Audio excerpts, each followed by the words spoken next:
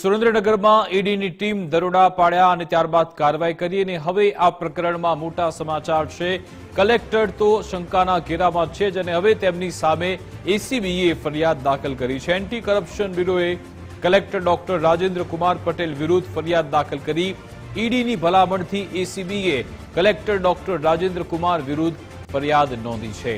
કલેક્ટરના કચેરીના ક્લાર્ક મયુરસિંહ ગોહિલ વિરુદ્ધ પણ ફરિયાદ થઈ। કલેક્ટરના પીએ જયપાલસિંહ ઝાલા વિરુદ્ધ પણ ફરિયાદ થઈ। ઈડીની ટીમે નાયબ મામલતદાર ચંદ્રસિંહ મોરીની પણ ધરપકડ કરી છે। જમીન સંપાદનમાં મોટા ગોટાળા કરી કૌભાંડ મુદ્દે કાર્યવાહી। ચંદ્રસિંહ મોરીને લઈ ઈડીની ટીમ દ્વારા વિશેષ કોર્ટમાં રજૂ કરાયો। અમદાવાદની વિશેષ કોર્ટે 8 દિવસના રિમાન્ડ મંજૂર કર્યા છે। 1 જાન્યુઆરી 2026 સાંજે 5 વાગ્યા સુધીના રિમાન્ડ મંજૂર કરાયા। ચંદ્રસિંહ મોરીને રજૂ કરાતા ઈડીની ટીમને વિશેષ કોર્ટ દ્વારા ટકોર। શા માટે નજીકની મેજિસ્ટ્રેટ કોર્ટ સમક્ષ આરોપીને રજૂ ન કર્યો તે સવાલ કોર્ટે પૂછ્યો હતો। જો કે ઈડીએ કહ્યું કે કેસની ગંભીરતાને જોતા આરોપીને વિશેષ કોર્ટમાં લાવ્યા। વિશેષ કોર્ટે ઈડીને આરોપીની અટકાયત અંગે પ્રશ્ન પૂછ્યા। ખંડણીની ફરિયાદમાં આરોપી સામે વાંધાજનક મટીરીયલ મળ્યું છે। અપ્રમાણસર મિલકતને લઈ એસીબી તપાસ કરશે। જમીન એને કરાવવા બાબતે ઈડીની તપાસમાં ખુલાસો છે। વચેટિયાઓ અને એજન્ટો મારફતે જમીન એને કરાવતા હોવાનું સામે આવ્યું। જિલ્લાના અન્ય અધિકારી પણ સામેલ હોવાનો ખુલાસો થઈ શકે છે। ઈડીની આજે રેડ હતી, એમાં રેડ દરમિયાન એમના આક્ષેપ મુજબ 67 લાખ રૂપિયા રોકડા એમને મળી આવેલા આરોપીના ત્યાંથી। એટલે એ સમયે એમણે બીજો એક ગુનો દાખલ કરી ઈડીમાં અને સાથે સાથે અમદાવાદ એસીબીમાં બીજો ગુનો દાખલ કરેલ છે। અને આજે ઈડી દ્વારા કુલ 14 દિવસના રિમાન્ડની માંગણી કરેલી, જેમાં મુખ્યત્વે એમના ગ્રાઉન્ડ એવા હતા કે આ પૈસા ક્યાંથી આવ્યા છે, અન્ય કયા કયા આરોપીઓ આમાં સંડોવાયેલ છે। અને છેવટે કોર્ટે આરોપીને 1 તારીખ સાંજે 5 વાગ્યા સુધીના રિમાન્ડ મંજૂર કરેલ છે। આમના ઉપર જે 42 નંબરનો જે કેસ રજીસ્ટર થયેલો, એ કેસમાં એમને આજે પ્રોટેક્શન કરેલું અને કુલ ઈડીમાં 2 ગુના દાખલ થયેલ છે। અને એ ગુનામાં એમને આગળની જે તપાસ છે, ગુનાના રૂટ સુધી જવા માટે ઈડી દ્વારા રિમાન્ડની માંગણી કરવામાં આવેલી। સુરેન્દ્રનગર કલેક્ટર કચેરી પ્રકરણમાં વધુ એક મોટા સમાચાર। ઈડીની સમાંતર એસીબીએ પણ તપાસ હાથ ધરી છે। એસીબીના નાયબ નિયામક સમગ્ર તપાસનું સુપરવિઝન કરશે। સુરેન્દ્રનગર એસીબીમાં આ બાબતે ગુનો નોંધાયો છે। તપાસનો ધમધમાટ પણ શરૂ થયો। એસીબીના સૌરાષ્ટ્ર ડીવાયએસપી હસ્તક તપાસના ચક્રો ગતિમાન થયા।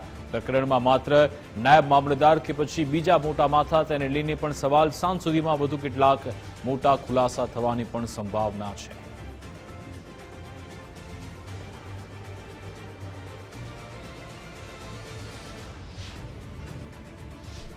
સુરેન્દ્રનગરમાં જમીન એનેના કૌભાંડ સંદર્ભે મોટો ખુલાસો થયો છે। જમીન એને કરાવવા બાબતે કલેક્ટર કચેરીના કર્મચારીની સંડોવણીનો ખુલાસો।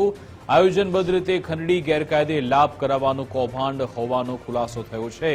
નાયબ મામલતદાર ચંદ્રસિંહ મોરી પાસે જમીન એને કરવાની સત્તા હતી। જમીન એને કરવાની સત્તાનો દુરુપયોગ થયાનો પણ ખુલાસો છે। સ્પીડ મનીના માધ્યમથી અરજી વિલંબિત રાખ્યા સિવાય કામ કરતો હોવાની પણ વાત છે। આયોજનબદ્ધ રીતે જમીન એને કરી આપવા બાબત ગેરરીતિ થતી। અરજીના આધારે ચોરસ મીટર મુજબ રકમ નક્કી કરાતી। વચેટિયાના માધ્યમથી રકમ અધિકારીઓ સુધી પહોંચતી।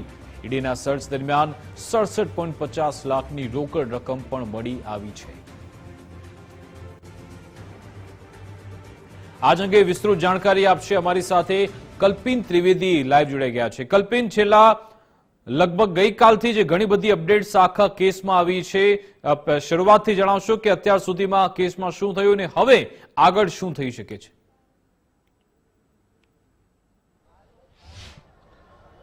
મુખ્યત્વે વિકાસ, આ આખી જે ફરિયાદ છે સુરેન્દ્રનગર ખાતેની જે જમીનની અંદર કૌભાંડ થયું, એ જમીન કૌભાંડમાં જે આખી ફરિયાદ દાખલ થઈ તેમાં શરૂઆતથી હું આખી વાત કરીશ કે જે ચંદ્રસિંહ મોરી છે, નાયબ મામલતદાર છે, તેના સામે એક ફરિયાદ દિલ્હી ખાતે કરવામાં આવી હતી અને તે ફરિયાદ હતી ખંડણીની ફરિયાદ હતી।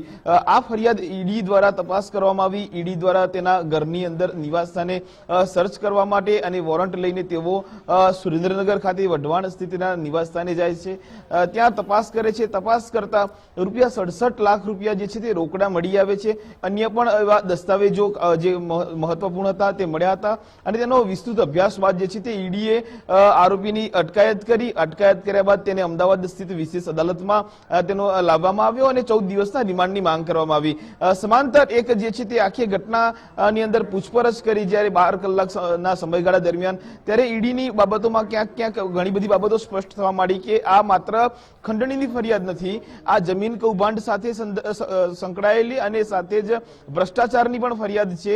એટલે બે ફરિયાદો જે છે ઈડી દ્વારા સમાંતર રીતે હવે ચલાવવામાં આવી રહી છે. એક જે છે તે ખંડણીની ફરિયાદ છે તે ઈડી પોતે ચલાવશે અને જે બીજી ભ્રષ્ટાચારની ફરિયાદ છે તે ફરિયાદ હવે એસીબી જે છે તે ચલાવશે. આમ બે પ્રકારની ફરિયાદો પેરેલલ ચાલશે. પરંતુ હાલ આજના દિવસની મુખ્યત્વે જે વાતો છે તે તરફની નજર કરીએ ત્યારે આખું જે કૌભાંડ છે તે ખૂબ વિકાસ આયોજન પૂર્વક ચાલતું હતું. આયોજનબદ્ધ રીતે ખંડણી અને ગેરકાયદેસર રીતે લાભ કરાવી જે છે તે જમીન એને કરાવવાનું કૌભાંડ ચાલતું હતું, જેમાં નાયબ મામલતદાર ચંદ્રસિંહ મોરી પાસે જે છે તે જમીન એને બાબતના વિશેષ પાવરો હતા, છૂટછાટો હતી, તેનો તેને ગેરલાભ ઉઠાવ્યો અને તેના જ કારણે જે છે તે એન્ટી કરપ્શન બ્યુરો એટલે કે એસીબીએ આ કેસની અંદર આવવું પડ્યું છે. એસીબી એટલે ખાતે પણ આના વિરુદ્ધ ફરિયાદ જે છે તે દાખલ થશે. આ માત્ર ચંદ્રસિંહ મોરી સુધીનો મુદ્દો નથી. સુરેન્દ્રનગરના અનેક મોટા અધિકારીઓ, મોટા વ્યક્તિઓ જે છે તે આખા કૌભાંડની અંદર સીધા સંડોવાયેલા છે. આ સંડોવણીની અંદર પ્રથમ જે કડી છે તે ચંદ્રસિંહ મોરીથી શરૂ થાય છે અને મોટા માથાઓ, મોટા અધિકારીઓ સુધી અટકે છે. ક્યાં અટકશે તે એક સૌથી મોટો સવાલ છે. પરંતુ હાલ જે છે તે નાયબ મામલતદાર કક્ષાના અધિકારી જે છે ચંદ્રસિંહ મોરી તેની ધરપકડ કરવામાં આવી છે. 14 દિવસના રિમાન્ડની માંગ કરાઈ. લગભગ 8 દિવસના રિમાન્ડ જે છે તે વિશેષ અદાલતે ગ્રાહ્ય રાખ્યા છે. 1 જાન્યુઆરી 2026ના સાંજે 5 વાગ્યા સુધીના તેના રિમાન્ડ ગ્રાહ્ય રાખ્યા છે. પરંતુ આ આખી ઘટનાની વાત કરીએ કે સ્પીડ મનીના માધ્યમથી અરજીને વિલંબિત રાખતા હતા અને અરજીને વિલંબિત રાખ્યા વગર જે છે તે તેનું સીધું કામ જે છે તે કરી આપવામાં આવતું હતું. અરજીના આધાર પર ચોરસ મીટર જે છે તે રકમ નક્કી કરવામાં આવતી. એટલે 1 ચોરસ મીટરનો ઉદાહરણ તરીકે આપ જો લેશો તો 2 લાખ રૂપિયા લેશો તો આ આંકડો અત્યાર સુધી કેટલે પહોંચે તે એક સૌથી મોટો સવાલ છે. 1 ચોરસ મીટરના હાલના સંભવિત બજારના ભાવો જે છે તે ઊંચાઈ આંબે તેવા છે. આંકડાઓમાં હાથ નથી પડ્યા જેવું, પરંતુ આ આંકડાઓનો સામાન્ય ઉદાહરણ સાથે જો સમજીશું તો કરોડોની જે છે તે આ રકમ જે છે તે પહોંચી શકે તે પ્રબળ શક્યતાઓ છે. વિકાસ આ એક મહોરું હતું. ચંદ્રસિંહ મોરી શરૂઆત જે છે તે હવેથી થાય છે. સુરેન્દ્રનગરની અંદર જે જમીન કૌભાંડ બેનામી રીતે ચાલ્યા, ફૂલ્યો ફાલ્યો આખો ધંધો છે, ખૂબ આયોજન પર પૂર્વક ચાલતું હતું. જેમાં ઈડી દ્વારા રજૂઆતો એ પણ કરવામાં આવી કે હાલ તબક્કે આરોપીની અમે કસ્ટડી મેળવવા માંગીએ છીએ, તેની પૂછપરછ કરવા માંગીએ છીએ. આરોપીએ ગંભીર ગુના કર્યા છે, ન માત્ર ખંડણી માંગી છે પરંતુ રાજ્ય સેવક હોવાના નાતે તેઓએ પોતાની સત્તાનો ગેરલાભ ઉઠાવ્યો છે, ખોટો ફાયદો ઉઠાવ્યો છે અને સાથે જ સરકારની પ્રતિષ્ઠાને પણ હાનિ પહોંચાડવાનો પ્રયાસ કર્યો છે. આ તમામ બાબતોને જે છે તે તેઓએ કોર્ટમાં મૂકી છે. કોર્ટે બંને પક્ષે સાંભળ્યા અને જે છે તે 8 દિવસના રિમાન્ડ જે છે તે ગ્રાહ્ય રાખ્યા છે. જી બિલકુલ, આભાર તમામ જાણકારી આપવા બદલ. તો હવે જોવાનું રહેશે કે 8 દિવસના રિમાન્ડ દરમિયાન શું બહાર આવે છે. અને વિગત એવી પણ છે કે સુરેન્દ્રનગર જિલ્લાના કલેક્ટર પર પણ શંકાની સોય છે, કારણ કે દાવો થઈ રહ્યો છે કે તેમના કલેક્ટર કચેરીના સ્ટાફની પણ આમાં કોઈ સંડોવણી હોઈ શકે છે. એ બાબતે પણ તપાસ થશે. જોવાનું રહેશે કે હવે આખા કેસમાં શું બહાર આવે છે.